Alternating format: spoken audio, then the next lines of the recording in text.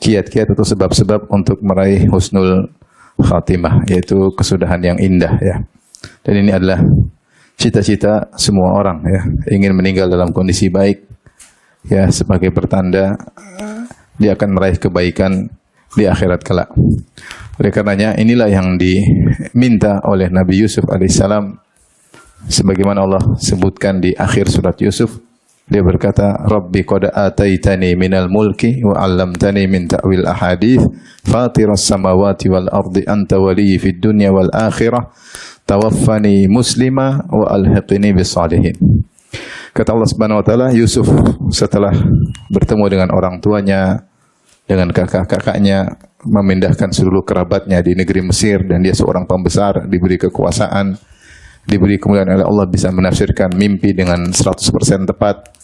Dia berkata, ya Rabbku, qad ataitani minal mulki, engkau telah berikan aku kekuasaan. Wa 'allamtani min ta'wil ahadits, dan kau juga telah mengajarkan kepadaku ilmu menafsirkan mimpi.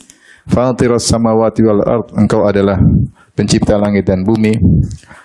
Anta waliyyi fid dunya wal akhirah, engkaulah yang mengurusiku di dunia maupun di akhirat. Tawaffani muslima, maka wafatkanlah aku dalam kondisi apa? Islam, yaitu matikanlah aku dalam husnul khatimah. Wal hiqni bis salihin, dan ikutkan aku, susulkanlah aku kepada orang-orang saleh. Apa yang mau dihadapkan lagi oleh Nabi Yusuf? Semuanya Allah telah berikan. Dunia telah Allah berikan kepadanya ya. Agama telah Allah berikan kepadanya. Ahli menafsirkan mimpi, taat beribadah, kekuasaan sudah dia miliki. Apa yang dia pinta? Semua itu kurang penting. Yang paling penting adalah husnul khatimah. Maka dia bertawassul dengan kebaikan Allah selama ini untuk minta bisa husnul khatimah. Ya Allah, engkau maha baik, telah menjadikan aku alim dalam menafsirkan mimpi, telah menjadikan aku seorang nabi, telah menjadikan aku seorang yang saleh. Engkau maha baik, engkau telah memberikan aku kekuasaan. Engkaulah pencipta langit dan bumi. Engkaulah yang selama ini mengurusku di dunia, dan kau juga akan mengurusku di mana? Di akhirat. Kalau begitu apa? Tawaffani musliman. Matikanlah aku dalam kondisi Islam. Maka ini hendaknya cita-cita kita semua ya. Kalau para nabi bercita-cita demikian, apalagi kita. Tentunya kita sangat berharap bisa meninggal dalam kondisi husnul khatimah. Dan husnul khatimah atau kesudahan seorang, itulah kalau bisa dikatakan sebagai kesimpulan amalan dia selama ini. Kesimpulan dia selama ini. Kita nggak tahu bagaimana kesimpulan akhir kita. Bisa jadi seorang di awal-awal baik, tahu-tahu di ujungnya dia rusak.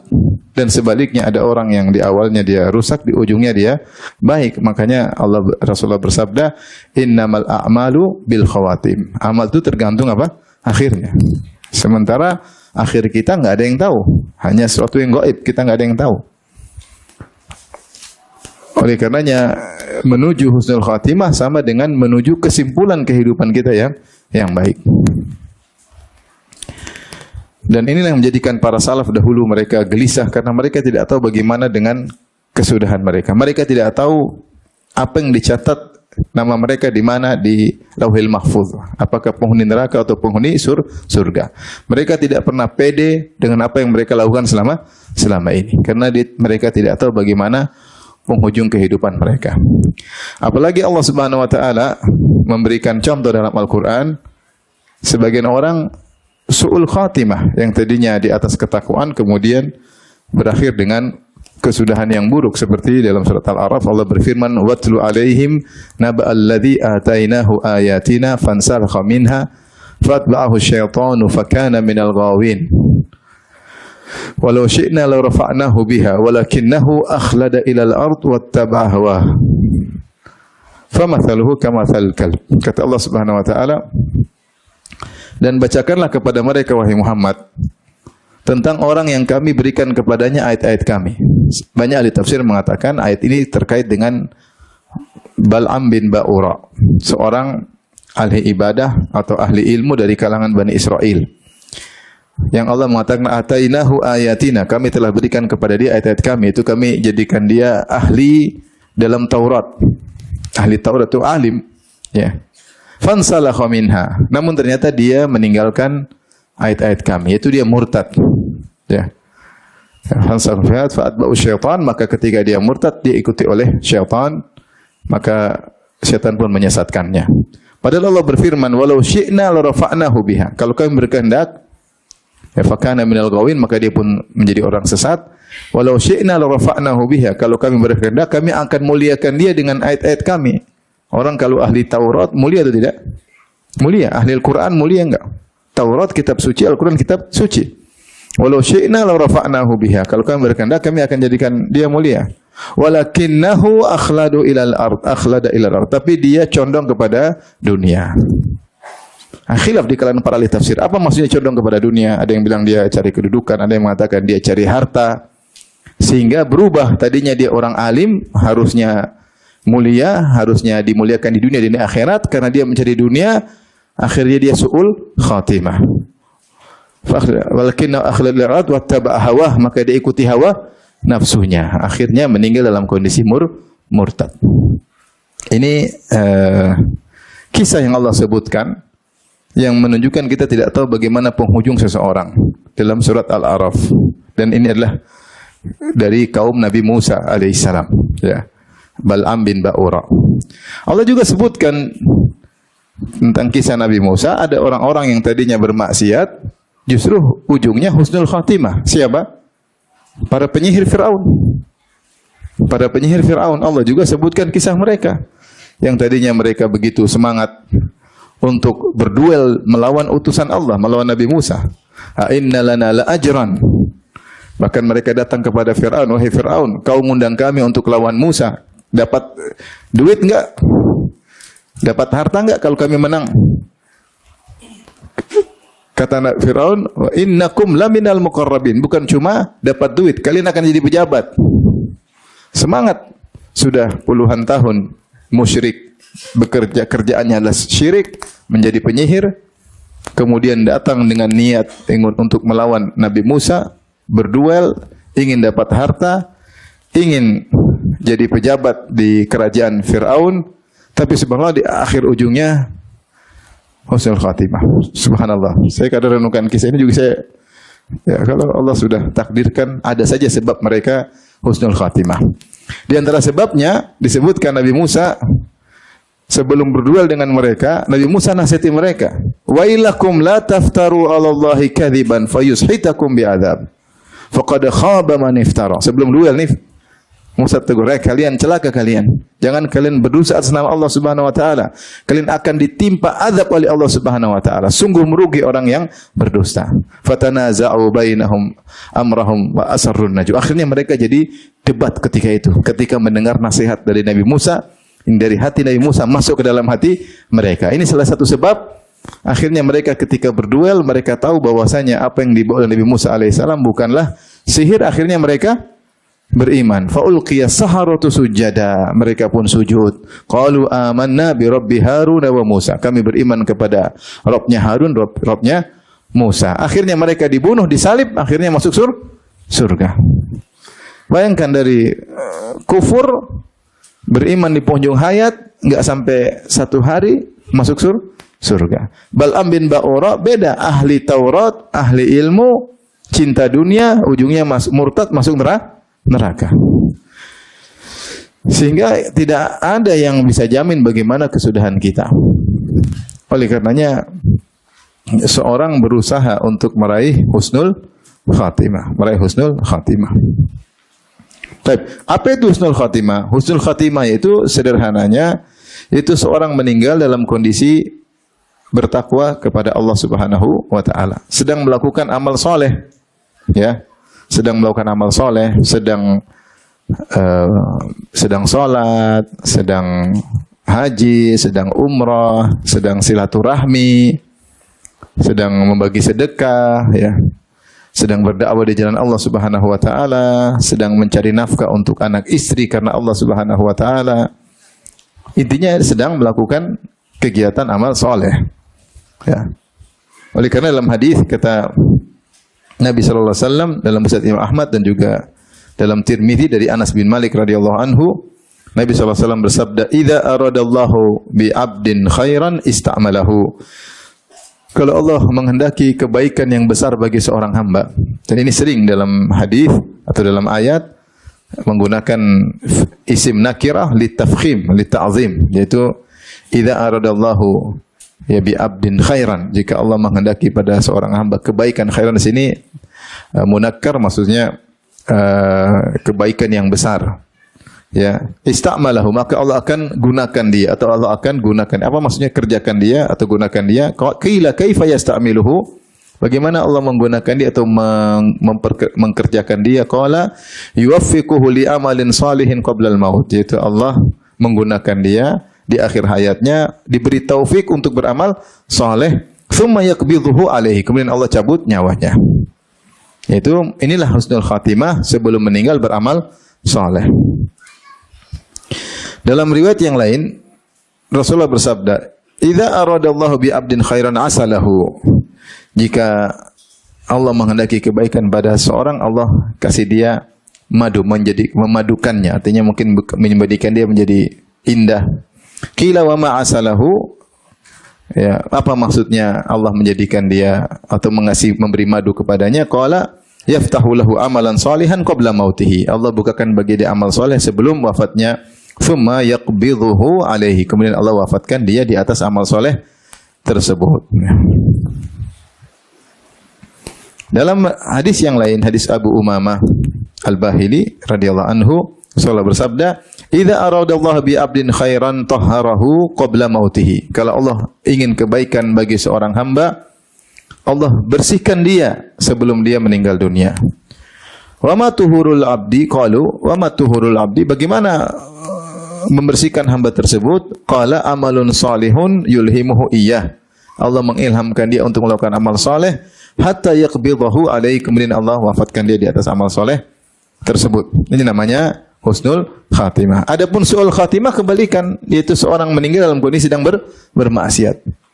Sedang bermaksiat, sedang membangkang, sedang berdurhaka sama orang tua, sedang memutuskan silaturahmi, sedang berzina, sedang mabok, sedang berkhalwat dengan wanita, sedang bermaksiat dalam kesendiriannya, banyak. Dia bermaksiat, kemudian meninggal dunia, Allah cabut nyawanya, sedang dalam kondisi bermaksiat. Lagi main judi, kemudian meninggal. Ada orang, teman saya cerita, meninggal lagi pegang kartu judi. Akhirnya meninggal, tangannya begini, lagi pegang apa? Kartu judi. Ada yang meninggal lagi berzina, di atas perut apa? Wanita. Ada berzina. Ada lagi narkoba, meninggal. Banyak orang maksiat, lagi maksiat meninggal. Lagi mabuk, tewas. Banyak. Ya. Lagi pacaran sama selingkuh sama istri orang, terus mati. Ya.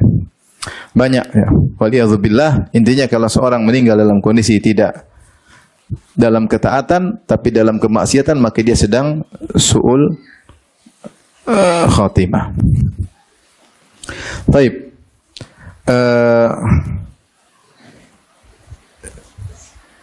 Pembahasan kita, ya, bagaimana cara husnul khatimah? Apa kiat-kiat kita untuk husnul khatimah? Secara sederhana, untuk husnul khatimah bertakwa kepada Allah. Sederhana. Semua kiat-kiat yang kita sebutkan itu hanyalah penjelasan dari takwa kepada Allah. Allah berfirman, "Wa may yattaqillaha yaj'al lahu makhraja." Siapa yang bertakwa kepada Allah, Allah akan berikan dia solusi. Dan di antara kondisi paling genting bagi seorang ketika dia akan meninggal dunia. Kita aja kalau sakit rasanya berat. Kita kalau ada yang meninggal, kita sedih, rasanya berat. Ditinggal orang yang kita cintai, rasanya berat. Ditagih utang, rasanya apa? Berat. Banyak musibah kita berat. Paling berat kalau kita mau mati. Paling berat kalau kita mau meninggal. Kita akan meninggalkan dunia ini, meninggalkan banyak yang kita cintai. Sekaligus kita ditinggal oleh orang yang kita cintai. Dan akan berhadapan dengan Allah Subhanahu wa taala, melaporkan segala apa yang telah kita lakukan selama ini. Ini adalah kondisi yang paling genting, paling berat. Nah, siapa yang bertakwa kepada Allah, Allah akan kasih solusi. Yaitu dia akan meninggal dalam kondisi husnul khatimah. Intinya takwa. Dan intinya menjauhkan diri dari perbuatan-perbuatan maksiat. Saya bacakan perkataan Abu Muhammad Abdul Haq Al-Ishbili, Abu Muhammad Al-Hafidh Abu Muhammad Abdul Haq bin Abdurrahman Al-Ishbili rahimahullah dalam kitabnya Al-Aqibah, ya. Dinukil oleh Ibnul Qayyim dalam kitab Al-Jawab Al-Kafi atau Da' wa Dawa. Abdul Haq Al-Ishbili berkata, "Wa'lam anna li su'il khatimah a'adhanallahu minha asbaban." Ketahuilah bahwasanya su'ul khatimah itu ada sebab-sebabnya. Kalau kita hindari, insyaallah husnul khatimah. Wala turuqun, dan sebab-sebab su'ul khatimah itu ada sebab-sebabnya, ada juga jalan-jalannya. Wa abwab, dan ada pintu-pintu yang terbuka mengarah ke sana. A'zamuha al-ikbabu ala dunya. Paling besar buat orang su'ul khatimah yaitu tersungkur dalam dunia. Itu fokus dunia. Orientasinya selalu apa? Dunia. Cinta dunia berlebihan. Tidak mikirin akhirat, mikirin dunia, akhirnya su'ul apa? Khatimah. Wal i'rad anil ukhra, dan berpaling dari akhirat. Ini cinta dunia, tenggelam dalam dunia, berpaling dari akhirat, ini sebab utama su'ul khatimah. Satu beliau sebutkan. Yang berikutnya, wal iqdam wal jur'atu ala ma'asillah. Nekat maju, berani melakukan maksiat kepada Allah Subhanahu wa taala.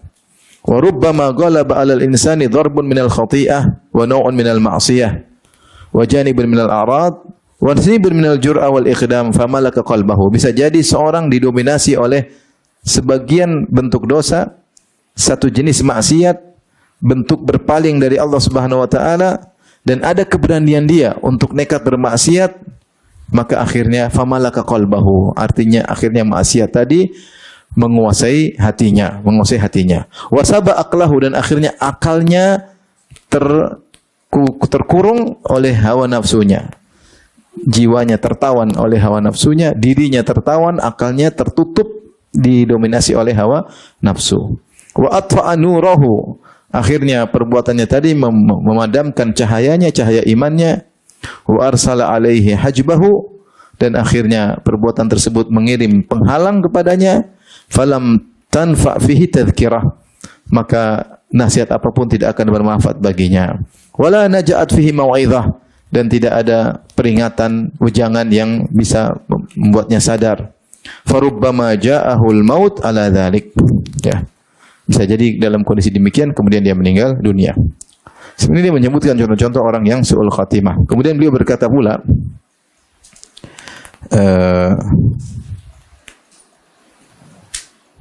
beliau berkata, wa'lam anna su'al khatimah a'adhanallahu minha.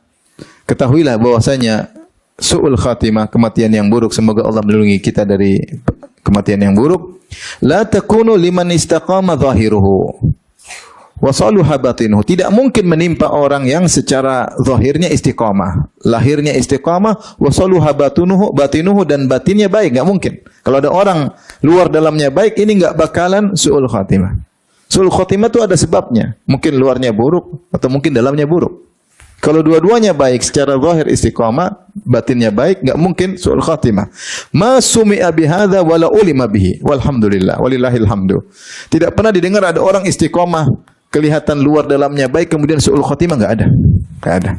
Kalau zahirnya baik tapi dalamnya buruk, su'ul khatimah, banyak kejadian. Ya. Walillahil hamd. Wa inna ma takunu liman lahu fasadun fil aqidah. Tetapi su'ul khatimah itu hanya menimpa orang yang akidahnya rusak. Au israrun alal kaba'ir, atau terus-menerus melakukan dosa besar, enggak berhenti-berhenti, enggak bertobat.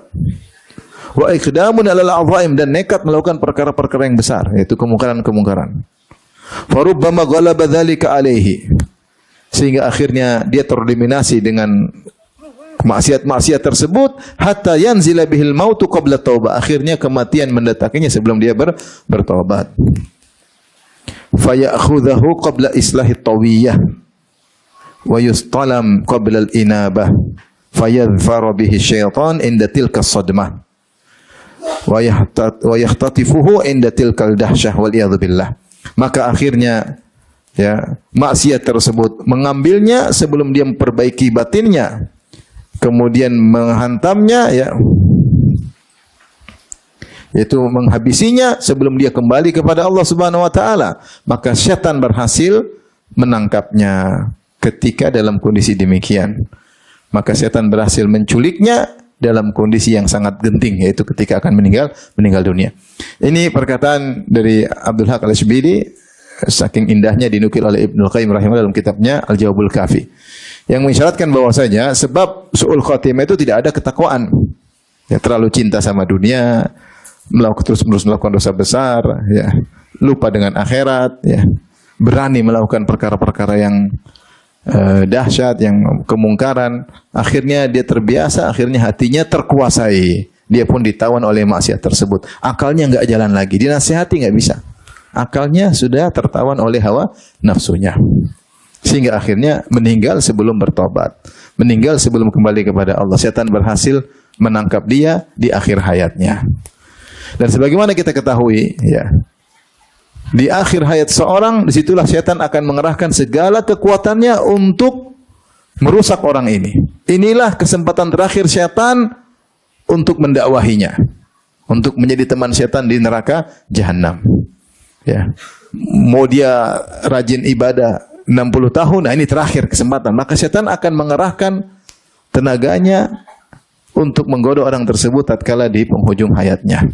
Kalau seorang tidak dilindungi oleh Allah, tidak dinaungi oleh Allah, dia nggak bakalan bisa selamat. Kita tahu kita dalam kehidupan biasa aja betapa sering kita kalah dari setan. Sering atau tidak? Sering kita kalah dari setan. Ikuti hawa nafsu, akal kita nggak pakai. Ikuti hawa nafsu, kita nggak mikir anak istri. Ikuti hawa nafsu, kita menzalimi orang. Hawa nafsu, kita kalah dari setan padahal kondisi biasa. Bagaimana kondisi genting yang setan mengerahkan seluruh tenaganya untuk menjerumuskan kita, yaitu kapan? Ketika kita akan meninggal dunia. Makanya Rasulullah berdoa, "A'udzubika an yatakhabbatani syaitan indal maut." Di antara doa Nabi SAW, aku berlindung kepada engkau dari digoncangkan oleh syaitan ketika akan meninggal dunia. Itu di antara juga doa, kita serius kalau baca doa sebelum salam, Allahumma inna a'udzubika min adzabi jahannam wa min adzabil qabri wa fitnatil mahya wal mamat. Ini di antara fitnah al-mamat. Itu fitnah ketika orang akan meninggal dunia, datang setan menggodanya.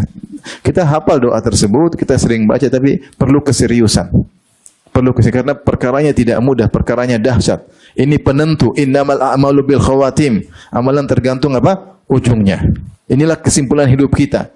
Seorang kelihatannya rajin salat, tahu-tahu meninggal dalam kondisi maksiat. Menunjukkan inilah kesimpulan hidupnya. Selama ini kita hanya terpedaya oleh penampilannya, oleh zahirnya, oleh indah manisnya lisannya, oleh indah dan manisnya tulisannya dan statusnya, ternyata penghujungnya seperti ini. Waliyadzubillah. Maka di antara doa kita berdoa, "A'udzubika min an yatakhabbatani syaitan indal maut." Ya Allah, aku berlindung kepada Engkau dari digoncangkan, diragukan oleh syaitan ketika akan meninggal dunia. Baik.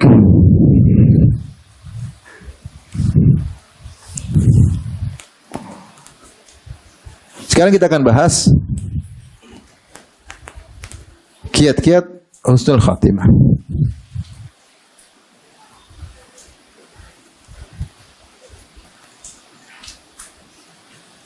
Di antara kiat-kiat husnul khatimah,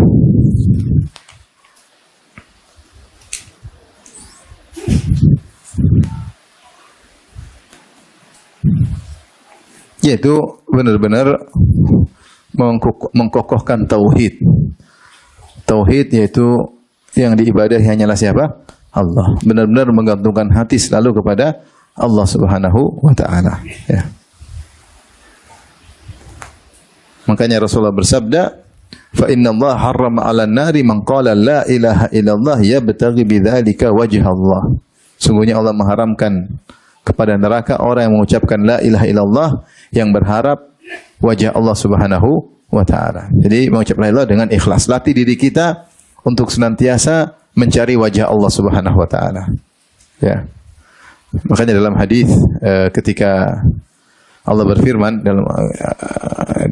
misal dalam firman Allah, "Kullu syai'un halikun illa wajhah." Semua akan sirna kecuali wajahnya, wajah Allah Subhanahu wa taala. Di antara tafsir terhadap ini dinukil oleh Al-Bukhari dalam sahihnya, illa ma urida bihi wajhullah. Semua akan sirna kecuali ila wajha, kecuali wajah Allah. Maksudnya semua akan sirna kecuali amal yang diharapkan dengan amal tersebut mencari wajah Allah. Itu semua apa yang kita lakukan, ibadah yang kita lakukan, kalau tidak mencari wajah Allah, kita hanya mencari dunia, hanya mencari sanjungan, hanya mencari pengakuan, maka semua akan sirna. Tidak akan ada dampaknya di akhirat.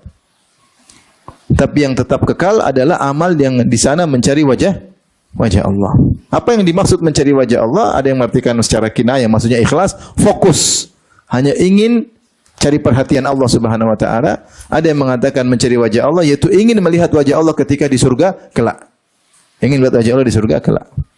Makanya ketika Nabi menjelaskan tentang rawannya niat dunia terhadap ilmu, Nabi mengatakan man ta'allama ilman mimma yubtagu bihi wajhullah la yata'allamuhu illa liyusiba 'aradan minad dunya lam yajid arfal jannah. Atau kama qala Nabi sallallahu alaihi wasallam, siapa nuntut ilmu yang ilmu akhirat itu seharusnya untuk mencari wajah Allah.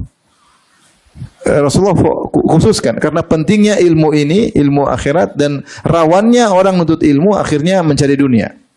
Entah mencari harta, entah mencari sanjungan, mencari kedudukan. Lihatlah tadi Bal'am bin Ba'ura, ahli ilmu atau tidak? Ahli ilmu, ahli Taurat, tapi akhlada walakinnahu akhlada ilal ard. Tapi dia condong kepada dunia. Wattaba hawa, akhirnya ikut hawa nafsunya. Maka siapa yang nuntut ilmu, yang harusnya nuntut ilmu untuk mencari wajah Allah, kemudian dia mencarinya untuk dunia, maka dia tidak akan mendapatkan bau surga. Jadi maksud saya, kita dalam hidup ini, tauhid bukan cuma kita pelajari, tauhid bukan cuma kita hafalkan, tauhid bukan cuma sekedar kita ulang-ulang, la ilaha illallah lahu syarika lahu mulku wa lahu kullu syai'in qadir, la ilaha illallah, la ilaha illallah. Bukan sekedar itu, tapi kita terapkan dalam kehidupan kita bahwasanya segala ketergantungan kita hanya kepada Allah. Tawakal kita hanya kepada Allah. Yang antal muqaddim wa antal muakhiru la ilaha illa anta. Engkau Allah yang memajukan, engkau Allah yang memundurkan, itu engkau yang menentukan. Tidak ada Tuhan kecuali engkau ya Allah. Apapun yang kita lakukan di depan kita hanyalah sebab. Yang menentukan akibatnya cuma siapa? Allah. Betapa sering hati kita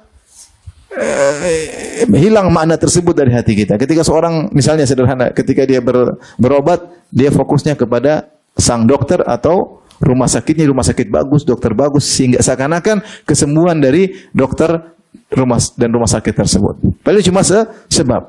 Kita berusaha mencari sebab terbaik, tapi hati harus selalu kepada siapa? Pada Allah. Betapa sering kita cari rezeki, kemudian kita menggantungkan keberhasilan kita kepada bos kita, atau kita menggantungkan keberhasilan kita kepada konsumen. Kalau nggak ada konsumen nggak bisa ini. Jadi lupa kepada Allah. Ini tauhid kita kurang. Tauhid kita kurang. Betapa sering dalam kehidupan kita ngurusin keluarga, ngurus anak-anak, kita andalkan kemampuan kita, andalkan diri kita. Padahal tidak ada yang mendatangkan kesolehan bagi anak istri kecuali siapa? Allah. Jadi seringlah kita gantungkan diri kita kepada Allah. Itu tauhid. La haula wa la quwata illa billah. La ilaha illallah. Siapa yang sering mengucapkan la ilaha illallah, memahami maknanya, menerapkan dalam kehidupannya, maka niscaya dia akan husnul khatimah. Karena Nabi mengatakan, fa inna Allah harrama 'alan nari man qala la ilaha illallah yabtaghi bihi bidzalika wajha Allah. Sungguhnya Allah mengharamkan atas neraka orang yang mengucapkan la ilaha illallah dengan mencari wajah Allah Subhanahu wa taala. Seringlah kita ingat Allah, seringlah kita bergantung kepada Allah. Makanya Nabi mengatakan, ya hayyu ya qayyum bi rahmatika astaghits fa aslih li sya'ni kullahu wa la takilni ila nafsi tarfata ain. Ya hayyu, wahai yang maha hidup, ya qayyum, wahai yang maha tegak dan yang menegakkan yang lainnya. Ya. Bi rahmatika astaghits, aku meminta pertolongan dengan rahmatmu. Fa aslih li sya'ni kullahu, perbaikilah segala urusanku. Urusan semuanya, urusan agama, urusan dunia, urusan anak, urusan istri, urusan kerjaan, urusan dakwah, semuanya selalu tawakal kepada Allah. Wala takilni ila nafsi tarfata ain. Dan jangan sekali-sekali engkau menjadikan aku bersandar pada diriku meskipun sekejap mata. Itu jangan sedetik pun aku bersandar kepada diriku. Jangan pernah jadikan aku pede dengan diriku, tapi aku pede karena bersandar kepada siapa? Allah Subhanahu wa taala dalam segala urusan. Salat kita suruh tawakal, kata Allah, wa tawakkal 'alal azizir rahim alladzi yaraka hina taqum. Bertawakkallah kepada Allah yang Maha perkasa lagi Maha penyayang, yang lihat engkau ketika kau sedang salat. Wa taqallubaka fis sajidin, yang engkau bergerak bersama orang-orang yang sedang sujud. Ya, jadi untuk salat pun kita butuh tawakal. Untuk haji kita butuh tawakal, untuk umrah kita butuh apa? Tawakal. Agar salat kita bisa khusyuk, agar haji kita bisa benar, agar umrah kita bisa benar. Dalam dakwah juga butuh tawakal. Wa ma lana alla natawakkal 'ala Allah wa qad hadana subulana. Para nabi berkata, kenapa kami dalam dakwah tidak bertawakal kepada Allah? Kenapa? Kami bertawakal kepada Allah. Sementara Allah telah menunjukkan kepada kami jalan-jalan yang benar. Dalam segala urusan, bertawakal. Kita musibah di sini, kita kurang bersandar kepada Allah. La ilaha illallah maknanya tidak kita terapkan dalam segala kehidupan.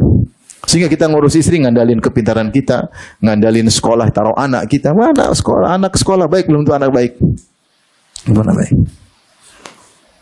Tawakal kepada siapa? Allah. Kalau siapa yang selalu bersandar kepada Allah, maka dia selalu bersandar ketika dia akan meninggal dunia, dia sudah terbiasa bersandar kepada Allah. Maka Allah akan selamatkan dia ketika itu. Allah akan selamatkan dia ketika itu. Baik, ini sebab yang pertama, perbaiki tauhid, ya.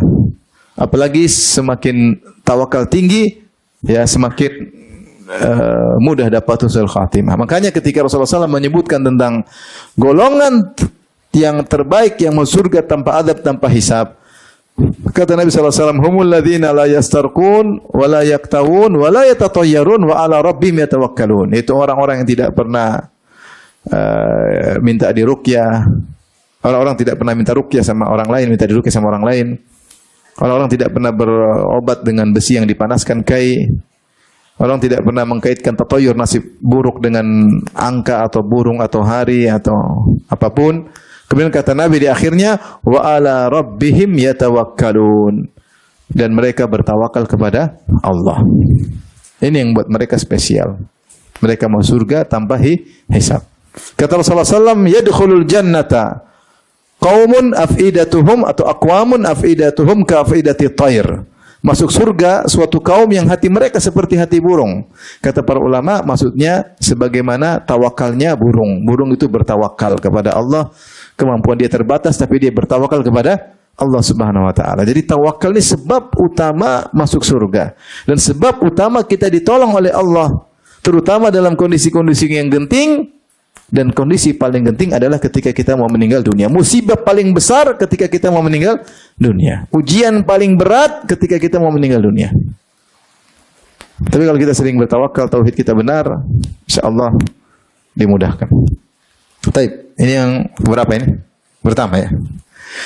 Yang kedua, kelanjutan daripada tauhid, yaitu ikhlas kepada Allah Subhanahu wa taala. Ikhlas.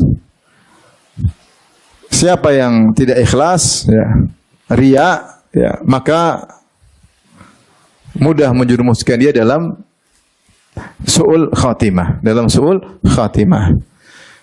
Ya, ada nggak beres dalam hatinya, ya, riya atau cari sanjungan, cari kedudukan.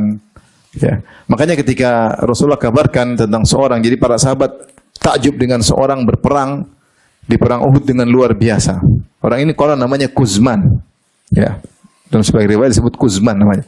Dia bunuh orang sana, bunuh orang sini, lawan musuh luar biasa. Tapi Rasulullah mengatakan, innahu min ahlin nar. Dia penghuni neraka. Para sahabat heran, kok bisa? Orang yang berjihad luar biasa dibilang oleh Nabi masuk neraka. Akhirnya ada seorang sahabat yang ngawasin orang ini, diikuti terus. Ternyata orang ini pun terluka parah.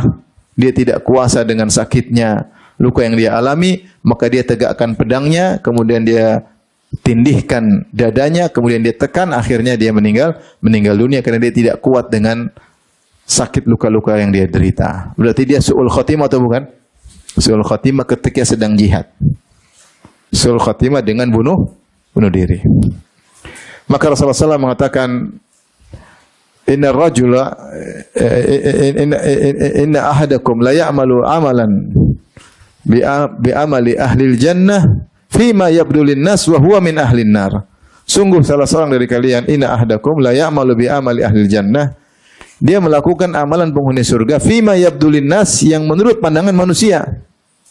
Menurut pandangan manusia, wa huwa min ahli nar, ternyata dia penghuni neraka jahanam. Yaitu dia punya penyakit dalam dirinya. Ada penyakit dalam dirinya, entah riya, entah ujub, entah sombong, yang mencoreng keikhlasannya,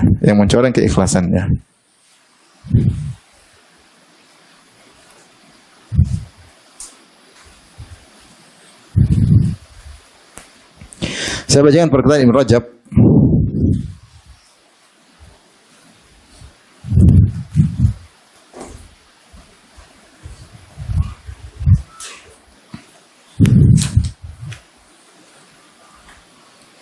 Kata Ibnu Rajab rahimahullah mengomentari hadis ini. Beliau berkata, qauluhu fima yabdu linnas. Adapun sabda Nabi sallallahu alaihi wasallam, orang ini melakukan amal soleh yang menurut pandangan manusia. Isyaratun ila anna batinal amr yakunu bi khilafi dzalik, yang menunjukkan bahwasanya batin orang ini tidak sesuai dengan zahirnya. Zahirnya saleh, batinnya enggak benar. Wa anna khatimatasu, dan sungguhnya sebab dia su'ul khatimah takunu bisababi dasisatin batinatin lil abdi, adalah sebabnya karena ada amalan buruk yang tersembunyi dilakukan oleh seorang hamba, la yattali'u 'alaiha an-nas, yang orang tidak tahu. Dia ternyata punya amalan tersembunyi yang amalan buruk. Imam min jahati amalin sayyi, mungkin ada dosa-dosa yang kita tidak tahu, lagi sendirian dia banyak maksiat. Wa nahwi dzalik, atau batinnya bermasalah, yang semisalnya mungkin dia riya, mungkin dia ujub. Penampilan kayaknya dia tawadhu, ternyata dia sombong. Tawadhu hanya pencitraan, yang tahu hanya Allah. Orang lihat luar biasa. Orang terpedaya, terpesona dengan amal zahirnya. Tapi ternyata dia punya suatu yang tersembunyi yang mereka tidak tahu. Kata Ibnu Rajab rahimahullah, fatilkal khaslatu al-khafiyyatu tujibu su'al khatimah.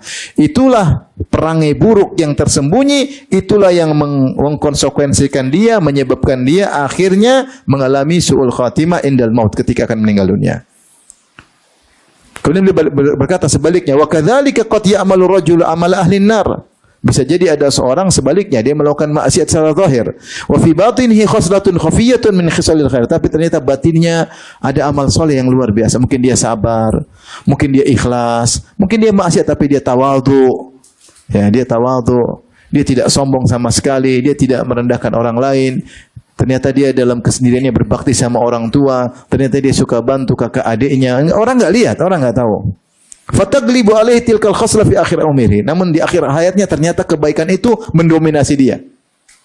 Dia maksiat ada, tapi ketika di akhir hayat ternyata kebaikan batinnya itu lebih kuat daripada maksiat zahirnya.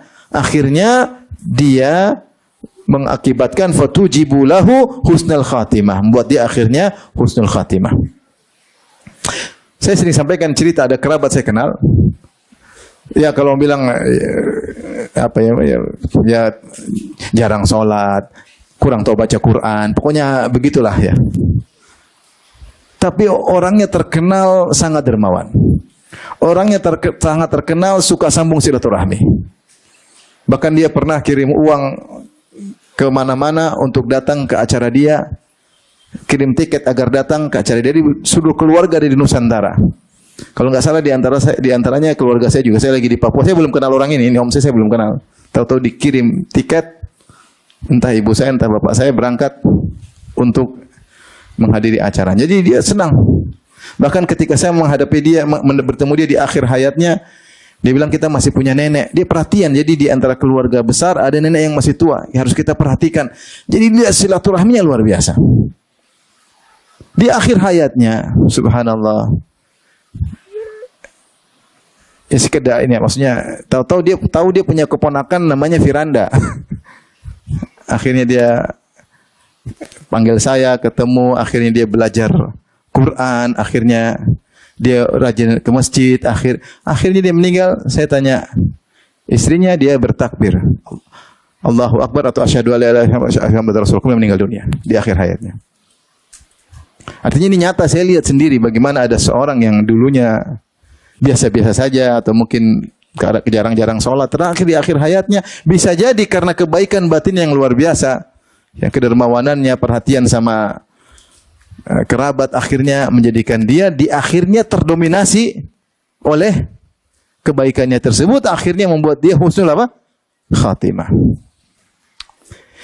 Jadi kita dalam hidup ini hati-hati. Jangan hanya fokus pada perkara zahir saja, batin kita harus kita perbaiki. Jangan sampai ternyata kita riya, jangan sampai. Jangan sampai ternyata kita sombong. Ya. Jangan sampai ternyata kita suka merendahkan orang lain. Jangan sampai kita ujub, merasa hebat. Merasa hebat. Ya. Dan ini penyakit-penyakit batin inilah yang bisa menyebabkan seorang akhirnya di ujungnya menjadi su'ul khatimah. Ya. Dulu disebutkan tentang kisah Abdullah Al-Qasimi, ya, seorang alim ulama yang tinggal di Qasim, tapi dia bukan orang Saudi, cuma dia tinggal di Qasim sehingga dia dinisbahkan kepada Qasim. Sampai dia menulis buku tentang bantahan terhadap paganisme, terhadap kesyirikan, terhadap bid'ah. Dia tulis buku sampai bukunya luar biasa, sampai banyak ulama bikin syair memujinya. Saking bagusnya buku itu, bagaimana kuat argumentasinya. Kemudian akhirnya dia ujub sampai dia tulis-tulis syair memuji dirinya sendiri. Di ujungnya kemudian dia berubah. Dia berubah. Kemudian dia tulis buku judulnya Hadhihil Aglal. Syariat ini hanyalah belenggu yang membuat kita berat. Sehingga banyak atau sebagian ulama mengkafirkan dia gara-gara dia tulis buku ini yang mensifati syariat dengan belenggu. Ya, dia ingin lepas dari belenggu tersebut. Enggak ada yang tahu. Kenapa? Allah alam, sepertinya karena ujub. Sepertinya kenapa? Ujub, merasa diri hebat daripada yang lainnya sampai dia muji dirinya sendiri, ya. Akhirnya bisa tiba-tiba berubah. Oleh karena seorang berusaha untuk menjaga hatinya, berusaha untuk ikhlas. Semua celah yang membuat kita riya kita jauhi. Jangan gampangkan masalah riya. Jangan gampangkan masalah riya. Riya ini setan masuk dengan berbagai macam bentuk agar seorang bisa riya.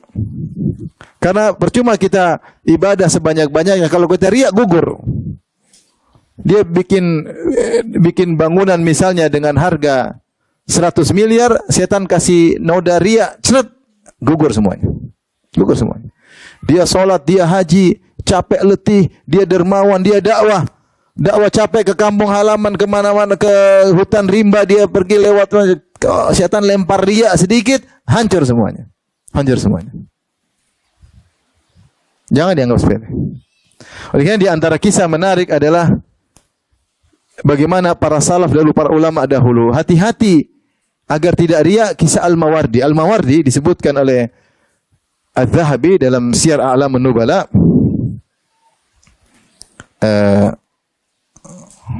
Saya bacakan ya, dalam Syiar A'lamun Nubala jilid 18 ayat 64, jilid 18 halaman 64 tentang Al-Mawardi, ulama Syafi'i terkenal yang punya kitab Al-Hawil Kabir. Ya. Dikatakan, kata Az-Zahabi, waqila innahu lam yudhhir syai'an min tasanifihi fi hayatihi. Dikatakan bahwasanya Al-Mawardi ini ketika dia masih hidup dia tidak mengeluarkan buku-bukunya. Dia banyak tulis ilmu tapi dia tidak keluarkan ke publik. Kalau dalam bahasa sekarang tidak dia cetak. Dia simpan aja, taruh di komputer kalau bahasa kita sekarang. Artinya dia tulis-tulis tapi dia tidak keluarkan untuk masyarakat. Wa jama'a fi mawdhi'in, dan dia kumpulkan hasil tulisannya pada suatu tempat. Falamma danat wafatuhu, ketika dia akan meninggal dunia, qala liman yathiqu bihi, maka dia berkata kepada orang yang dia percayai. Kata dia, al-kutubul lati fil makanil fulani kulluha tasnifi. Wahai fulan, itu ada tempat situ, semua buku yang ada di situ semua tulisanku, itu karyaku. Wa innama lam uzhirha li'anni lam ajid niyatan khalisatan. Tapi saya belum keluarkan, saya belum dapati niat yang baik dalam diriku. Jadi takut riya. Karena mungkin tulisannya bagus, rapi, ilmiah, dia takut riya. Kalau kita justru pamer nih tulisan saya. Dia tidak mau keluarkan. Kenapa dia bilang wa inna ma lam udhirha li anni lam ajid niyatan khalisah. Saya tidak munculkan buku-buku itu di publik, di masyarakat karena saya belum menemukan hati saya punya niat yang ikhlas. Fa idza ayantul mauta, kalau saya sudah berhadapan dengan kematian, saya sudah lihat langsung malaikat maut datang. Wa waqa'tu fin naza', dan saya sudah sakratul maut, nyawaku sudah mau keluar. Faj'al yadaka fi yadi, pegang tanganku. Kalau saya sudah mati, kau pegang tanganku. Pegang tanganku. Fa in qubidtu 'alaiha wa asartuha ya. Wa in qabattu 'alaiha wa asartuha fa'lam annahu lam yuqbal minni syai'un minha. Kalau ternyata saya pegang tanganmu ketika saya akan mati, kemudian saya tekan tanganmu, ketahuilah berarti itu semua amalku tidak diterima. Enggak usah disebarkan bukuku. Fa'mat ilal kutub wa alqiha fid dujlah. Ambil buku-bukuku semua, lemparkan dalam sungai Dujlah, yaitu musnahkan. Berarti saya tulis itu bukan karena Allah. Wa in basattu yadi fa'lam annaha qubilat. Kalau ternyata saya ketika pegang tanganmu saya tidak keremas tanganmu, tapi saya biarkan terbuka, ketahuilah bahwasanya buku-buku diterima oleh Allah Subhanahu wa taala. Maka sebarkanlah. Berkata laki tersebut, falamma tadhara wada'tu yadi fi yadihi. Ketika Al-Mawardi sakaratul maut akan meninggal dunia, aku pun meletakkan tanganku di tangannya sesuai dengan wasiatnya. Fabasataha, maka ternyata dia tidak tekan, dia buka tangannya. Fa'adhartu kutubahu, maka saya pun tebarkan buku-bukunya. Maksudnya ini bagaimana orang takut riya. Sampai padahal buku-buku tersebut luar biasa, amal solehnya tidak mau dia tunjukkan. Dia bilang saya belum menemukan apa? Niat yang ikhlas. Sebagian salaf dikatakan kepadanya, ala tahdhurul janazah, tidakkah kau hadir melayat janazah? Kata dia, makanakum hatta uhdhurani. Tunggu dulu, sabar, saya hadirkan niat dulu. Saya ini mau melayat janazah, kenapa? Karena Allah, atau supaya dikatakan orang soleh, supaya dikatakan Masya Allah. Hadiri janazah banyak niat nggak? Banyak niat. Nggak enak sama orang. Bukan karena Allah. Ketika tunggu dulu, saya hadirkan niat dulu, baru saya hadiri janazah. Kalau belum, saya nggak jalan. Nah, ini saya bilang hati-hati ikhwan. Para salaf dahulu, amal soleh mereka banyak, luar biasa, dan mereka sangat takut dengan riya. Orang sekarang sebaliknya, amalnya sedikit, sangat merasa aman dari apa? Riya. Sangat merasa aman dari riya. Sekarang lihat di sedikit-sedikit. Kita nggak nuduh ya, tapi itu potensi riya besar. Tidak semua orang melakukannya kemudian riya, tapi potensi untuk riya sangat besar. Segala kegiatan di shooting, segala kegiatan di publish. Sebagian dai seperti itu, murid-muridnya pun ikut-ikutan. Ikut-ikutan. Saya sering bayangkan ya, bagaimana misalnya saya umrah. Terus saya bilang saya shooting sama orang, gimana umrah sama saya? Oh ya, dia tampil. Antum kira tampil tuh niat gampang ikhlas? Kadang-kadang ini orang jadi korban untuk marketing travel, tapi dia korban akhirnya dia. Belum tentu umrahnya ikhlas. Akhirnya cerita saya umrah kemarin, umrah gini mana. Kasihan. Bukannya kita tuduh dia, saya khawatir aja, khawatir. Seorang dai hanya jangan mikir dirinya. Mungkin dia ikhlas, muridnya belum tentu ikhlas. Muridnya belum tentu kuat hatinya. Belum tentu kuat hatinya. Seperti ada orang baru bikin rumah baru, kemudian diceramain sama ustaz, gimana? Ayah ini baru bikin villa, buat apa? Nanti kalau ustaz datang mampir ke sini. Wah, kan itu enggak gampang seperti itu. Berarti dia sedang menunjukkan amal solehnya. Siapa yang bisa jamin dia ikhlas? Ustaz aja kalau punya gitu belum tentu ikhlas, apalagi ini orang baru ngaji. Maka kita jangan pikir diri kita sendiri, kita pikir audiens, jaga ibadah mereka biar selamat, jaga hati mereka. Bukan kita malah gampangkan kayaknya enggak bakalan riya. Salaf dulu takut riya. Ibnu Mas'ud disebutkan ketika dia orang pada ikut, dia suruh ngapain ikut saya? Ngapain? Enggak mau ramai kerumunan, enggak suka dia. Enggak suka. Ini fitnah bagi yang diikuti dan fitnah bagi yang mengikuti, subhanallah. Fitnah bagi yang diikuti dan fitnah bagi yang mengikuti. Antum misalnya ya saya bukan siapa-siapa, tapi kalau antum jalan sama saya terus di shooting, antum merasa keren nggak? Karena ustadznya keren, enggak. Tapi siapa yang bisa jaga hati antum? Antum jalan sama anak, terus foto, kemudian dia lagi sama ustadz. Ya hati kita tuh lemah. Hati lemah. Saya tidak tuduh mereka ria ya. Saya bilang hati-hati. Hati-hati. Kita yang jamin hati kita yang lemah. Hati ini lemah. Kita nggak bisa kontrol hati kita. Mudah ria, mudah ujub. Mudah syahwat, mudah jatuh cinta. Nggak bisa kita kontrol. Nggak bisa kita kontrol. Mudah pingin dunia, mudah sekali. Oleh karenanya, jangan pernah meremehkan tentang urusan apa? Urusan riya. Dan kalau suara saya sampai kepada teman-teman saya, para dai, tolong perhatikan para audiens. Jangan pikir diri kalian sendiri. Kalian mungkin ikhlas, audiens belum tentu apa? Ikhlas. Jangan buat mereka bisa terpapar dalam riya dan ujub dan yang lainnya. Para salaf dahulu menyembunyikan amal soleh mereka. Kenapa kita suruh dia tampilkan amal soleh dia? Oh, dalam rangka untuk memberi contoh, enggak perlu. Kalau beri contoh bisa dengan yang lain, bisa dengan cerita para salaf atau bercerita tanpa harus sebut dirinya. Bilang aja ada orang begini, ada orang begini, saya kenal. Tidak harus orangnya tampil. Orang yang tampil rawan sekali, kasihan. Kasihan. Karena hati-hati, lagi tren sekarang publish amal soleh. Jangan ikut-ikutan. Jangan ikut-ikutan. Antum amal udah sedikit, jaga-jaga itu. Salaf dahulu amalnya banyak, itu pun dia tidak mau ketahuan. Ini sudah amal sedikit, nggak jelas. Lebih banyak nonton Facebook dan Instagram daripada lebih banyak nonton berita-berita dunia daripada berita akhirat. Terus sudah sedikit itu mau kita cerita-ceritain lagi. Oh, saya cerita ikhlas. Ya sudah, mungkin ikhlas sekarang, besok kok nggak tahu. Dan siapa yang bisa jamin kita apa? Ikhlas. Baik. Berikutnya, sudah habis waktu ya.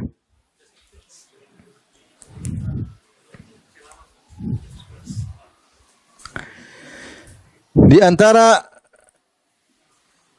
sebab untuk husnul khatimah, doa. Tadi saya doa, jangan lupa doa. Doa tadi antaranya doa Nabi Yusuf. Doa Nabi siapa? Tawaffani muslima walhiqni bis salihin. Wafatkanlah aku dalam kondisi Islam, yaitu dalam kondisi husnul khatimah. Wala tamutunna illa wa antum muslimun. Jangan sampai kalian mati kecuali dalam kondisi Islam, berserah diri kepada Allah. Maka Yusuf alaihissalam berdoa, tawaffani muslima, matikanlah kalau Islam, walhiqni bis salihin, dan susulkanlah aku kepada orang-orang saleh. Di antara doa tadi, yang kedua tadi apa? Ketika baca ta'awudz sebelum salam, a'udzubika min adzabi jahannam wa min adzabil qabri wa fitnatil mahya wal mamat. Wa min fitnatil masihid dajjal. Perhatikan, fitnatil mamat kita harus fokus ketika baca, yaitu ya Allah, jangan sampai ketika aku akan mati dan setelah mati terfitnah. Ketika mati tidak bisa husnul khatimah, setelah mati tidak bisa jawab pertanyaan malaikat mungkar dan nakir, wal iyadzubillah. Di antara doa, a'udzubika min an yatakhabbatani syaitan minal maut, indal maut. A'udzubika min an yatakhabbatani syaitan indal maut. Ya Allah, aku berlindung kepada Engkau jangan sampai setan menggodaku, menggeserku, mengguncangku ketika aku akan meninggal dunia. Di antara doa yang Nabi baca, Allah minas'aluka fi'lal khairat wa tarkal munkarat wa hubbal masakin wa an taghfirli wa tarhamani wa idza aradta bi ibadika fitnatan faqbidni ilaika minha ghairu maftun.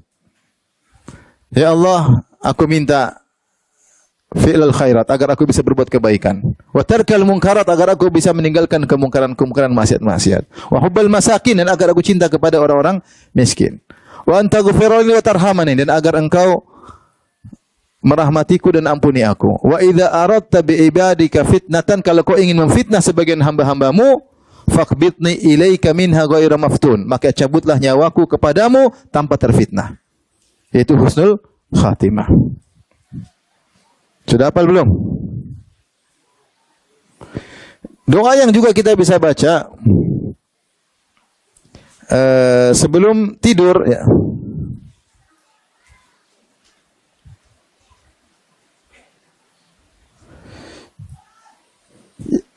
sebelum kita baca itu apa? Allahumma inni aslamtu wajhi ilaik wa fawtu amri ilaik walja'tu dhahri ilaik raghbatan wa rahbatan ilaik la manja wa la malja wa la manja minka ila ilaik amantu bi kitabika alladhi anzalt wa bi nabiyyika alladhi arsalt. Ini doa sebelum tidur. Saya lagi cari riwayatnya di mana Nabi mengatakan siapa yang tidur dan jadikanlah itu sebagai perkataan terakhir.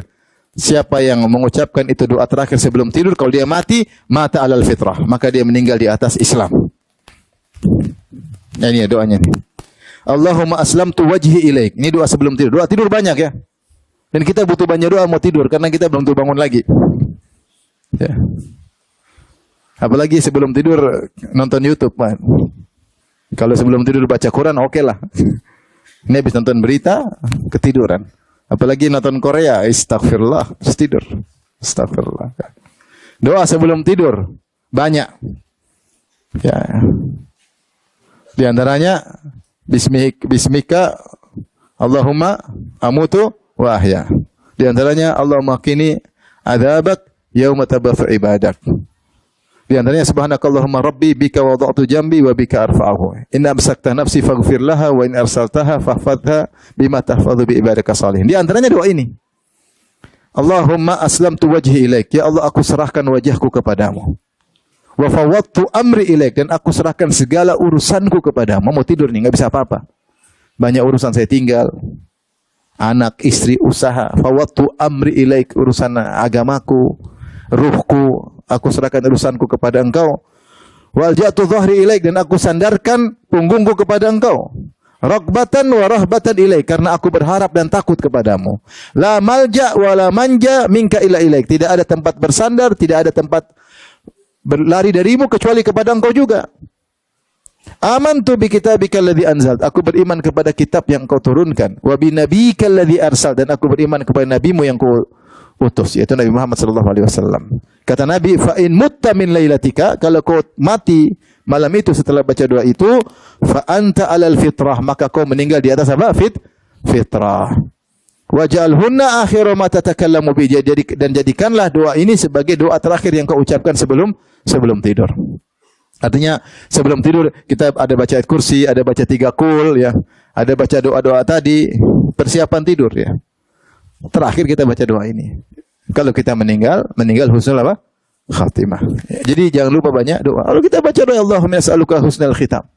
Ya Allah, jadi aku mohon kepada, bahasa kita juga boleh bahas sendiri. Aku minta husnul khatimah. Di antara doa yang disebutkan Allahumma ja'al khairu a'malina awakhiraha waj'al khairu a'marina ya akhiraha ya. Waj'al khairu ayyamina yawma nalqaq ya. Allahumma ja'al khairu a'malina khawatimah. Ya Allah, jadikanlah amal terbaik kami adalah amal penutupnya, amal yang penutup. Allahumma ja'al khairu a'malina khawatimah. Ya Allah, jadikanlah amal-amal terbaik kami adalah amal yang paling terakhir. Waj'al khairu a'marina awakhirah. Jadikanlah umur kami yang terbaik adalah yang terakhir. Semakin kita tua, semakin putih semua, semakin soleh. Ini sebagian kawan-kawan jenggotnya enggak ada yang hitam lagi, subhanallah. Beli cari hitam susah, di belakang-belakang juga enggak ada. Semua udah putih semua. Semakin putih jenggot, semakin apa? Baik. Wajal khairu ayyamina yauman nalqaq, dan jadikanlah hari terbaik kami adalah hari ketika bertemu dengan engkau. Itu ketika meninggal dunia. Ketika meninggal dunia. Di antara doa-doa, boleh banyak doa. Di antara doa, ya muqallibal qulub, tsabbit qalbi ala dinik. Ya muqallibal qulub, tsabbit qalbi ala dinik. Yang buka belah hati, tetapkan hatiku di atas agama. Sehingga kita selalu ingat Allah, dan kalau meninggal di atas husnul khatimah. Tapi sekarang sebab yang keberapa? Yang pertama takwa. Yang pertama tadi apa? Tauhid. Yang kedua ikhlas. Yang ketiga doa. Yang keempat berbuat baik kepada orang lain. Berbuat baik kepada orang lain. Dan lawannya jangan pernah zalim sama orang. Jangan pernah zalim sama orang. Berbuat baik kepada orang lain menyebabkan mudah husnul khatimah. Berbuat buruk kepada orang lain sebab su'ul khatimah. Oleh karenanya dalam satu hadis kata Rasulullah SAW, sana'il ma'ruf taqi masari as-su. Perbuatan-perbuatan baik kepada orang lain menghalangi kesudahan yang buruk. menghalangi kesudahan yang buruk, mencegah dari kesudahan yang buruk. Insyaallah kalau seorang suka bantu orang lain, bantu fakir miskin, anak yatim, apalagi bantu keluarga, apalagi nyambung silaturahmi. Orang yang paling utama kita bantu kerabat kita. Makanya ada syekh cerita tentang kisah seorang pemuda. Subhanallah, ceritanya dia naik mobil kemudian kecelakaan, terjadi tabrakan, akhirnya dia remuk tulangnya.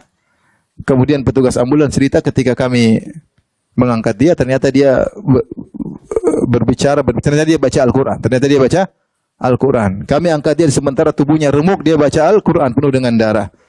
Dan terakhir dia mengucapkan asyhadu an la ilaha illallah wa asyhadu anna Muhammadar Rasulullah, meninggal dunia. Dia tunjukkan jari, kemudian asyhadu an la ilaha illallah Rasulullah. Ini siapa? Sampai akhirnya kami bawa ke rumah sakit, semua orang pada menangis. Kami ceritakan bagaimana dia meninggal dunia. Sebelum meninggal dunia dia baca Quran. Kemudian terakhir tasyahud. Orang ada yang mencium keningnya. Sampai datang kakaknya. Siapa orang ini? Kakaknya cerita, ini adik saya ini. Dia setiap pekan safar menuju ke nenek kami. Nenek kami sendirian di sana. Tidak ada kerabat yang lain. Dia bawa makanan. Sampai sana dia bagi-bagi. Zaman dulu kaset-kaset dakwah. Ya, dia bantu orang miskin. Itu kegiatan dia tiap pekan. Kami kadang larang dia, jauh-jauh sudah, insya Allah nggak ada masalah. Maksudnya nenek sudah ada yang insya Allah aman. Tapi dia nggak mau. Dia bilang saya relax kok. Saya jalan jauh-jauh. Saya bisa dengar, saya bisa merojak Quran. Saya bisa dengar ceramah di mobil. Itu kegiatan dia tiap pekan. Sampai akhirnya ketika satu hari dia lagi jalan terus mobilnya ada masalah, dia turun, dia perbaiki, atau dia ditabrak oleh mobil. Ya. Subhanallah. Perbuatan baik menghalangi dia dari kesudahan yang buruk. Ternyata dia husnul khatimah. Dan di antara ciri husnul khatimah, di antaranya sahibul hadam. Sahibul hadam itu orang yang ditabrak atau yang kejatuhan, keruntuhan dalam kondisi sedang bertakwa, dan dia sedang bertakwa, sedang ingin menyambung silaturahmi kepada neneknya, orang tua yang sendirian di kampung sana, meninggal dalam kondisi demikian. Inilah impian kita semua, bisa meninggal dalam kondisi sedang bertakwa kepada Allah Subhanahu wa taala. Maka jangan ragu-ragu untuk berbuat baik kepada orang lain, tapi ikhlas karena Allah. Jangan cari pamrih. Enggak perlu bilang doain saya ya, enggak usah. Enggak usah. Jangan lupa ya, doain ya. Cuma kasih kue minta doain. Kasih mobil boleh saya doain, kasih mobil. Cuma kasih duit, cuma kasih 5.000 doain.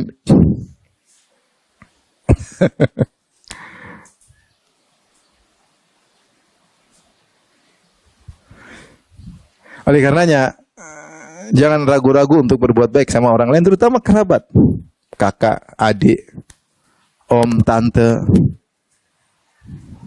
Berbuat baik, di antara berbuat baik bukan sekedar materi saja, di antara juga menyampaikan ilmu, membantu para dai di kampung-kampung yang butuh biaya untuk membagi kebahagiaan bagi masyarakat, bantu mereka.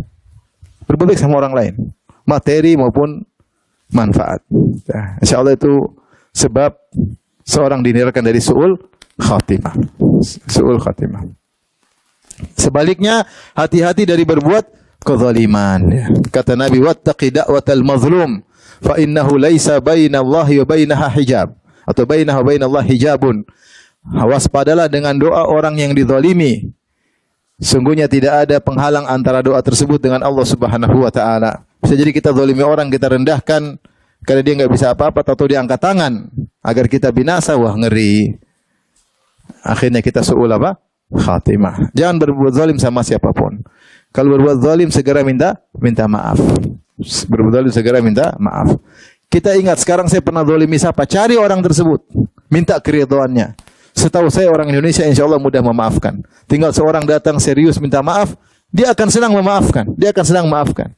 Ya, cuma kalau kita ego, tidak mau minta maaf, akhirnya orang tersebut yang kita zalim meninggal di luar, atau kita meninggal di luar, repot urusannya.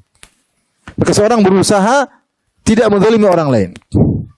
Kalau dia sempat menzalimi, segera minta maaf. Khawatir kezaliman tersebut sebab dia su'ul khatimah.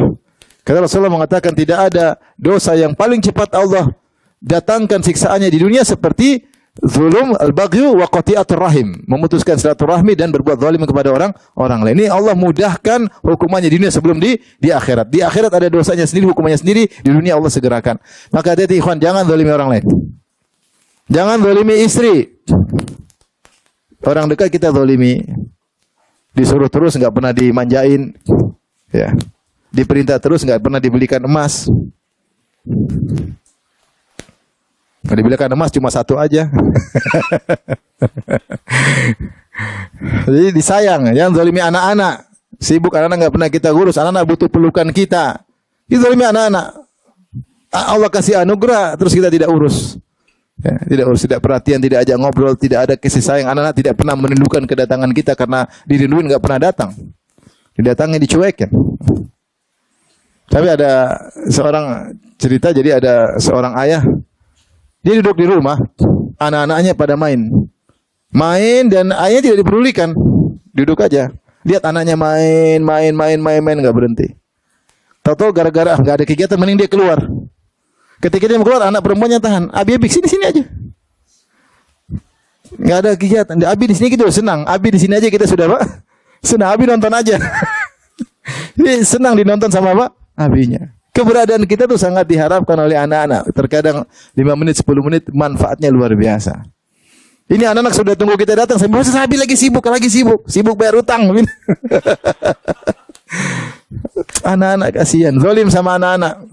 Jangan zalim sama orang dekat, jangan zalim sama orang jauh. Khawatir su'ul khatimah. Berusaha tidak zalim, ya. Taib. Di antara sebab husnul khatimah, jangan pernah menunda taubat. Kita semua manusia pasti bermaksiat, tidak ada yang tidak bermaksiat. Kullu baina Adam khata' wa khairul khata'ina at-tawwabun. Seluruh anak Adam suka berdosa dan sebaik-baik orang berdosa adalah yang bertobat kepada Allah. Nabi menggunakan khata' itu adalah sifat mubalaghah. Khata' fa'al, yaitu senantiasa melakukan dosa. Hampir setiap hari kita berdosa. Apalagi zaman sekarang. Siapa yang punya medsos, bersosialita, dia pasti berdosa. Yang punya akun Instagram, berdosa atau tidak? Pasti berdosa enggak? Apalagi akunnya dua. Akun yang pertama yang asli, yang kedua ini yang bermasalah. Akun palsu ini. Apalagi akun palsunya dua. Wah, masalah. Ini pasti akun enggak benar. Kalau akun benar, jujur dia. Kalau dia enggak jujur, pasti akun untuk mata-mata. Mata-mata sana, mata-mata sini. Ya, ngeri. Maka seorang hendaknya senantiasa bertobat. Jangan pernah tunda atau tobat. Dia maksiat malam ini, bertobat sebelum tidur. Dia maksiat pagi hari, bertobat sebelum dia keluar beraktivitas. Saya enggak tahu kalau itu ditabrak mobil mati, dia belum sempat bertobat. Itu yang setan suka. Setan pingin kita meninggal sebelum bertobat. Maksiat malam, tidur enggak bangun lagi. Mungkin tidak? Mungkin. Habis nonton film Korea, habis nonton film India, tidur. Enggak bangun lagi. Waliyadzubillah. Oleh karenanya, jangan pernah tunda tobat. Maksiat pasti kita melakukan. Mau kita menghindar sebisa apapun, kita manusia. Terkadang dikuasai oleh hawa nafsu. Oleh karenanya, jika kita telah bermaksiat, segera bertobat. Kalau bisa sholat 2 rakaat, sholat taubat, disertai sholat 2 rakaat, sholat taubat, maka itu lebih baik. Kita nggak tahu kapan nyawa dicabut oleh Allah Subhanahu wa ta'ala.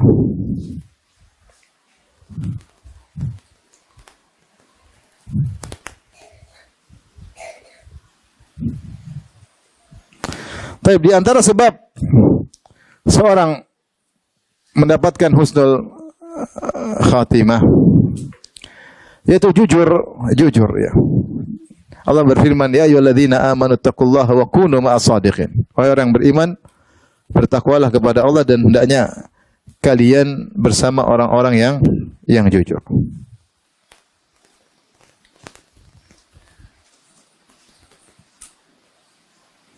Dalam satu hadis, ketika ada seorang Arab Badui datang menemui Nabi sallallahu alaihi wasallam, ya.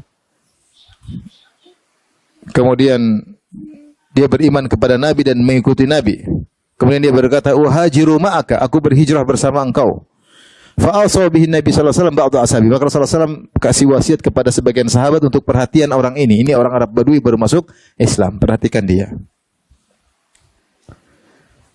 Kemudian tatkala terjadi perang, akhirnya Rasulullah mendapatkan ghanimah, menang. Rasulullah bagi-bagi kepada peserta perang. Wa kana yar'a dhahrahum, tapi orang Arab Badui ternyata dia tugasnya bukan di medan pertempuran, tapi bagian belakang. Setelah dibagi ghanimah, ada orang tapi dia tetap dapat bagian ghanimah. Karena dia ikut dalam perang meskipun bukan di medan pertempuran tapi menjaga bagian belakang. Akhirnya dipanggillah dia, tatkala dikasihkan bagian dia bagian ghanimah, dia berkata, "Ma hadza?" Ini apa ini? Kata para sahabat atau Nabi, kata sahabat, "Qasmun qasamahu laka Nabi sallallahu alaihi wasallam." Maka ini bagian Nabi bagi. Akhirnya dia ambil bagiannya, dia datang kepada Nabi. Dia mengatakan, "Ya Rasulullah, apa ini?" Kata Rasulullah, "Qasamtuhu lak, ini bagianmu, saya bagi untuk engkau." Kata dia, "Ma ala hadza tabi'tuka." Aku bukan ikut engkau untuk cari ini, wahai Rasulullah. "Walakin ittaba'tuka ala an urmaha huna." Tapi saya ingin ikut engkau supaya anak panah masuk di sini. Tembus belakang. Saya ingin itu ya Rasulullah. Bukan cari ini. Bisahmin, masuk anak panah sini, fa'adkhulal jannah, maka saya masuk surga. Itu yang saya cari.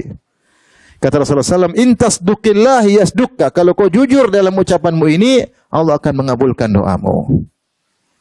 Falabithu qalilan, kemudian mereka diam sebentar, akhirnya tsumma nahadhu fi qitalil adu. Kemudian mereka bangkit, para sahabat perang lagi. Akhirnya orang ini benar-benar meninggal. Fa utiya bihi Nabi sallallahu alaihi wasallam yuhmal. Orang ini datangkan kepada Nabi dalam kondisi sudah digotong. Qad asabahu sahmu haitsu asyar. Ternyata benar anak panah masuk di lehernya sebagaimana yang dia isyaratkan. Maka Nabi SAW berkata, "Huwa, ini orang Arab Badui tadi yang bilang?" "Na'am." Kata para sahabat, benar. Kata Nabi, "Shadaqallah fa sadaqahu." Dia telah jujur kepada Allah, maka Allah kabulkan permohonannya. Maka Allah kabulkan permohonannya. Dan ini juga dialami oleh Anas bin Nadhr. Anas bin Nadhr ketika perang Uhud, dia pernah bersumpah di hadapan Allah, ya. Karena dia tidak sempat ikut perang Badar, dia mengatakan, "La in ashhadani Allahu qitalan la yarayannallahu ma asna." Kalau Allah kasih saya kesempatan ikut perang lagi, Allah akan lihat apa akan saya lakukan. Dia tulus kepada Allah bahwa saya ingin cari muka di hadapan Allah karena saya tidak berkesempatan ikut perang Badar. Kalau ada kesempatan lagi saya akan berperang habis-habisan. Ternyata benar ketika perang Uhud, kaum muslimin kalah kan? Kan menang terus kalah dan banyak yang terbunuh dan ada isu Nabi sudah meninggal dunia. Ada setan berteriak, "Muhammad sudah mati, Muhammad dan qad qutil, ala inna Muhammad dan qad qutil." Muhammad telah terbunuh. Apalagi Mus'ab bin Umair meninggal dunia. Mus'ab bin Umair adalah seorang sahabat, kalau dia pakai mikfar, kalau dia pakai helm prajurit, mirip seperti Nabi penampilannya. Dia terbunuh, yang membunuh menyangka dia telah membunuh Muhammad sallallahu alaihi wasallam, sehingga tersebarlah isu. Ketika isu tersebar, komandan sudah meninggal, para sahabat pada banyak yang mutung. Ada yang maju, ada yang mutung, ada yang balik ke Madinah. Kondisi berat ketika itu. Apalagi musuh 3.000, mereka cuma 700. Isu Rasulullah SAW meninggal, sudah sahabat banyak yang berguguran. Akhirnya di antara mereka ada yang berhenti perang, ada yang melemparkan pedangnya, tidak lanjutkan perang. Maka Anas bin Nadhr, pamannya Anas bin Malik. Anas bin Malik punya bapak namanya Malik bin Nadhr, meninggal kafir. Anas bin Malik, bapaknya siapa? Malik bin Nadhr meninggal kafir. Dia punya paman Anas bin Nadhr. Kakek mereka namanya siapa? Nadhr. Punya Anas, anak namanya Malik, bapaknya Anas, punya anak namanya Anas juga. Anas bin Nadhr itu pamannya Anas bin Malik. Maka Anas bin Nadhr radhiyallahu anhu melewati orang-orang yang tadi yang sudah melemparkan pedang mereka, tidak mau ikut perang. Kenapa? Karena isu Nabi meninggal sudah santer.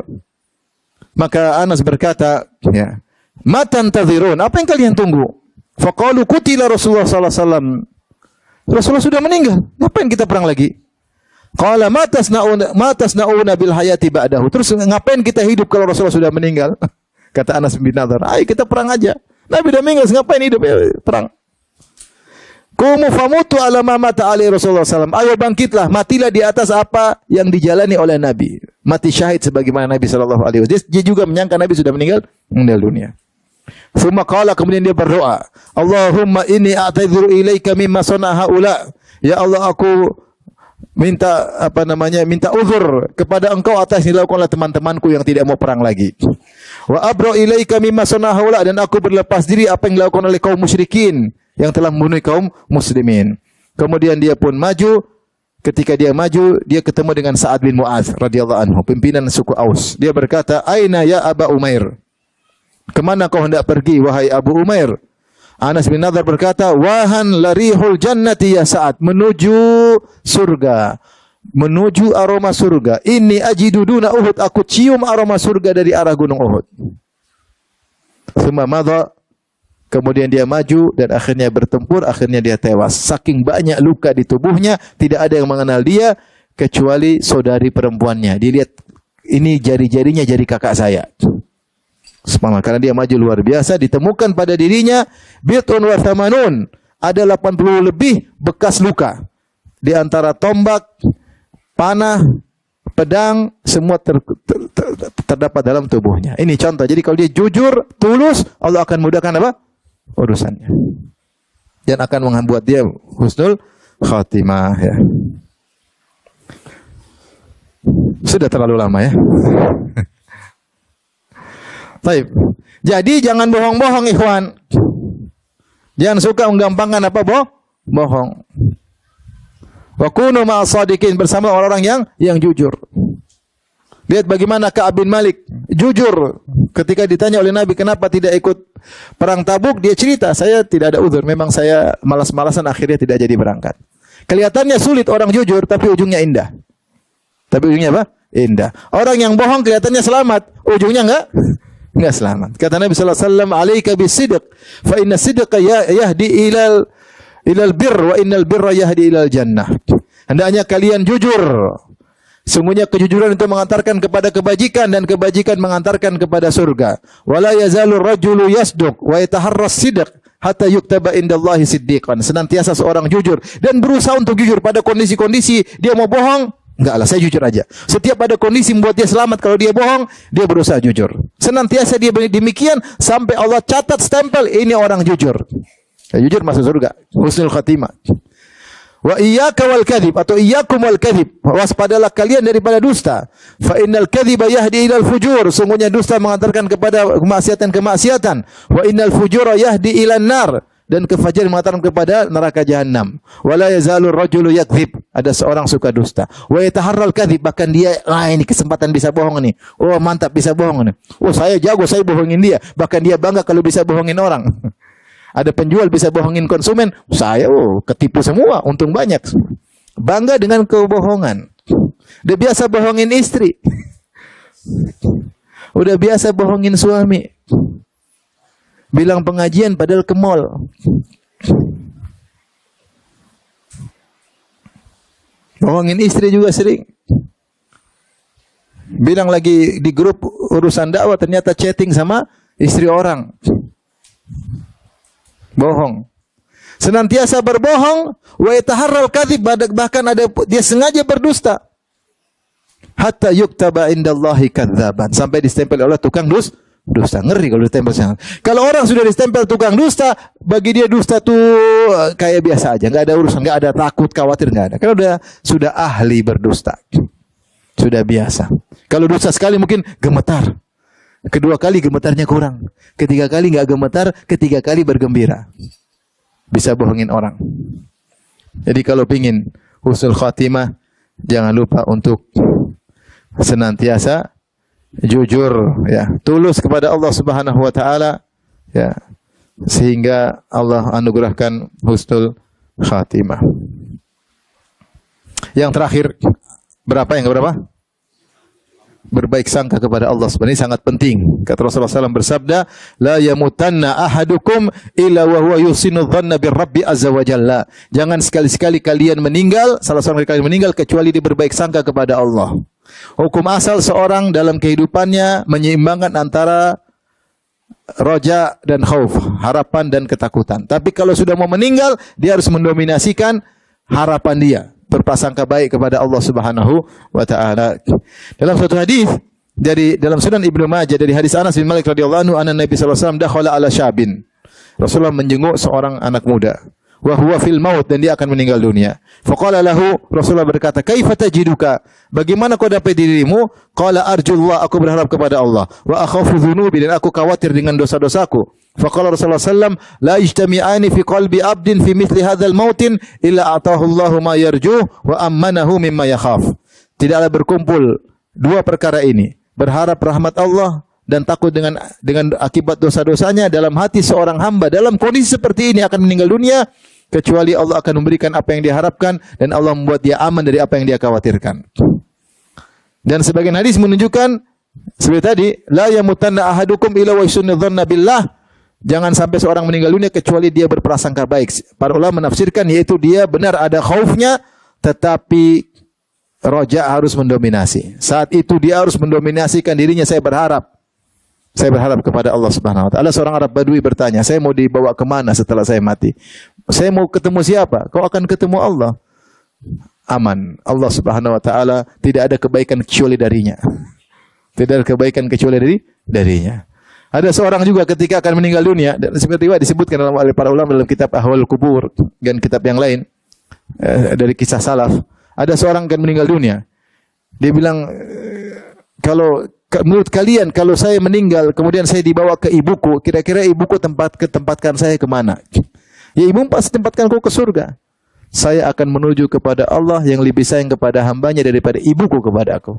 Saat itu butuh apa? Husnuzan. Tenang, Allah Maha baik. Inna rahmati sabaqat ghadabi, rahmatku mendahului kemurkaanku. Husnuzan kepada Allah Subhanahu wa taala. Berbaik sangka. Jangan suudzon kepada Allah. Karena Allah berfirman dalam hadis qudsi, "Ana inda dhanni abdi bi," aku berdasarkan persangkaan hambaku kepadaku. In dhanna bi khairan falau, in dhanna syarran fal. Kalau dia berprasangka baik kepadaku, baginya kebaikan. Kalau berprasangka buruk bagiku, baginya keburukan. Makanya kalau kita baca dalam kitab Kutubul Fiqh, di antaranya fikih Syafi'i, terkait dengan adab-adab ketika orang mau meninggal, disuruh husnudzon. Disuruh berprasangka baik. Dosa-dosa yang maksudnya membuat dia khawatir, dia sisihkan. Dia harus lebih banyak apa? Husnudzon. Dalam dirinya dosa-dosa kecil, Allah luas, ampunan lebih luas. Pokoknya dia berusaha husnudzon. Jangan sampai dia suudzon. Oh, kayaknya mampus. Jangan. Bukan saatnya. Itu saat kau begitu ketika kau bermaksiat. Bahaya. Jangan-jangan saya mampus. Saya harus segera bertobat. Tapi kalau mau mati, jangan begitu. Mau mati, saya mau ketemu dengan Tuhan yang Maha Baik. Yang Tuhan yang menawarkan ampunan bagi Fir'aun. Yang Tuhan menawarkan ampunan kepada Ashabul Ukhdud yang membunuh kaum muslimin. Tuhan yang Maha Baik. Yang menutup dosa-dosaku selama ini. Yang seorang berbuat dosa sebesar apapun, kalau bertobat Allah akan ampuni. Husnudzan. Saya bertobat ya Allah, saya bertobat. Saatnya husnudzan. Sampai disebutkan di antara amalan para salaf. Terkadang mereka menyebutkan dirinya sendiri. Jangan sedih, dia bilang sama anaknya, jangan sedih. Saya sudah sekian ribu khatam Quran. Wahai anak, jangan sedih. Dia lagi munculkan apa? Husnudzannya. Ya. Saya akan ketemu dengan Allah yang saya sudah puasa 80 kali bulan Ramadan. Allah Maha Baik. Jadi ditimbulkan apa? Husnudzan. Saatnya sekarang husnudzan. Jangan husnudzan lagi zina, husnudzan Allah Maha Pengampun, jangan. Kalau lagi maksiat suudzon, kuatkan apa? Maksudnya kuatkan rasa takut daripada harapan. Tapi kalau sudah mau mati, husnudzan. Bahkan di antara kebiasaan para salaf, ya, bagaimana mereka mengingatkan kebaikan-kebaikan orang yang mau meninggal dunia. Seperti Ibnu Abbas. Ibnu Abbas ketika menemui Umar bin Khattab yang akan meninggal dunia, tatkala ditikam oleh Abu al-Majusi. Maka Ibnu Abbas berkata, memuji Umar, "Laqad sahibta Rasulullah," kau telah menjadi sahabat Nabi. Fa ahsanta suhbatahu, dan kau menjadi sahabat yang baik bagi Rasulullah. Tsumma faraqtahu wa anka radin, dan kau berpisah dari Nabi dan Nabi berpisah dari engkau dan dia dalam kondisi ridha kepada engkau wahai Umar. Tsumma sahabta Abu Bakrin fa ahsanta suhbatahu, kemudian kau bersahabat dengan Abu Bakar setelah Nabi meninggal dan kau berbuat persahabatan yang baik dengan Abu Bakar. Tsumma faraqtahu wa huwa anka radin. Kemudian kau berpisah darinya sementara dia ridha kepada engkau. Tsumma sahabtahum. Kemudian kau bersahabat dengan kaum muslimin, fa ahsanta suhbatahum, dan kau memunculkan persahabatan yang baik dengan kaum muslimin, wala in faraqtahum la tufariqannahum wa hum anka radun. Kalau engkau pun meninggalkan kaum muslimin, mereka akan ridha kepadamu. Ibnu Abbas juga ketika Aisyah akan meninggal dunia, Ibnu Abbas memuji Aisyah untuk memperkuat harapan. Kata Ibnu Abbas, fa anti bi khairin insyaallah. Ibunda, engkau dalam kebaikan insyaallah. Zaujatu Rasulillah, engkau istrinya Rasulullah sallallahu alaihi wasallam. Walam yankah bikran ghairaka. Rasulullah tidak pernah menikahi wanita gadis kecuali engkau. Wa nazala uzruki minas sama ghairaki. Walam yankih bikran ghairaki. Rasulullah tidak pernah menikah gadis kecuali engkau. Wa nazala uzruki minas sama. Dan Allah turunkan ayat-ayat untuk membela engkau dari langit. Bergembiralah. Ya.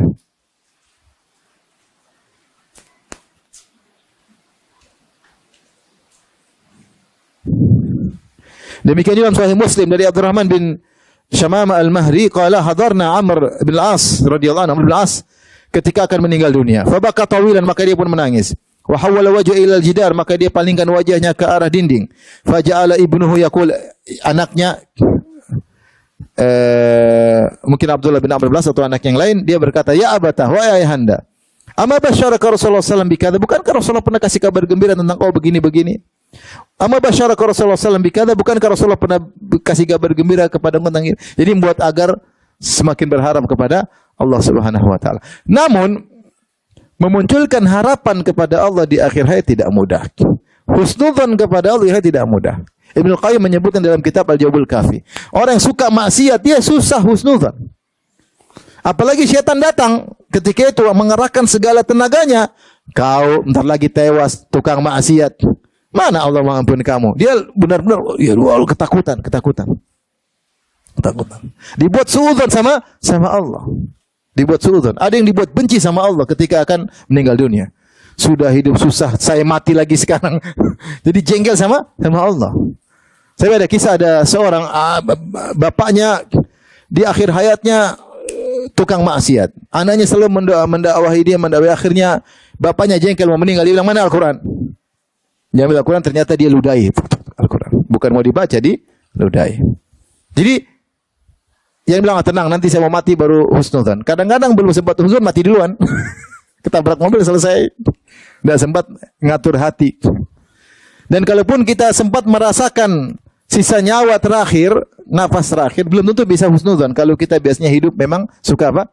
Maksiat. Tapi sunnahnya, kalau orang akan meninggal dunia, berusaha untuk berbaik sangka kepada Allah. Tuhan yang maha baik, lebih sayang kepada hambanya daripada seorang ibu kepada anaknya.